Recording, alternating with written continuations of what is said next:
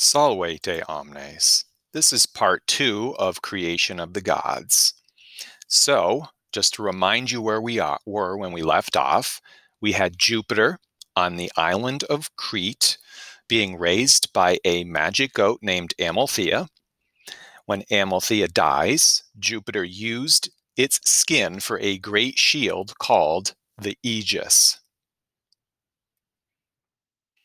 When Jupiter grew up, he wanted to take power from his father Saturn. Jupiter got a magic potion that he tricked Saturn into drinking.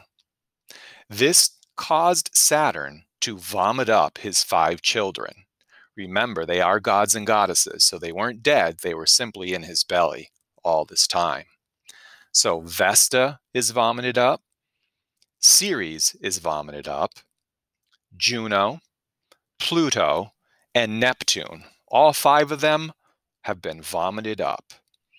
And there's a picture of Saturn vomiting up those 5 gods and goddesses. And Jupiter, notice, having a grand old time with it. Well, a war breaks out between Jupiter and his siblings against Saturn and the Titans, whom he had released from Tartarus. And this war lasts 10 long years. Jupiter released the Cyclopses and the Hecatoncheires to help him against Saturn and the Titans. And the Cyclops gave Jupiter thunder and lightning as weapons. The Cyclops gave Pluto a magic helmet that made the wearer of the helmet invisible, kind of like the invisibility cloak in Harry Potter. And finally, the Cyclops gave Neptune a trident, which could shake the land and the sea. With their help, Jupiter won this battle. Saturn and the Titans were expelled from the heavens.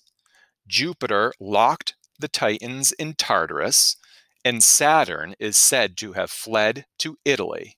There's Tartarus again, not a great place to be. And there is Italy, where supposedly Saturn fled. Jupiter and his brothers, Neptune and Pluto, decided to cast lots, kind of like rolling dice, to determine who would rule over what. Jupiter received the sky and the air to rule over. Neptune got the seas to rule over. And Pluto got the underworld, the land of the dead. All 3 had power on Earth. That concludes part 2. Thank you for your attention. Have a great day.